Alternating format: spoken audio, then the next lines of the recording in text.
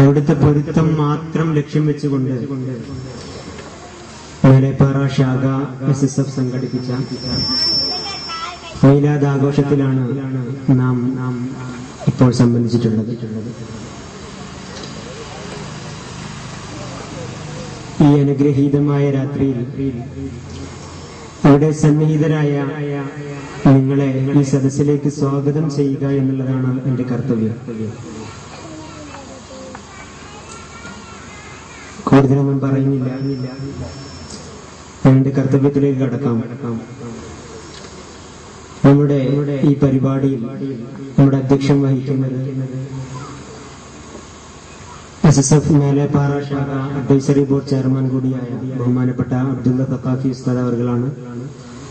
അവരെ ആദ്യമായി ഞാൻ ഈ വേദിയിലേക്ക് സ്വാഗതം ചെയ്യുന്നു. നമ്മുടെ മഹത്തായ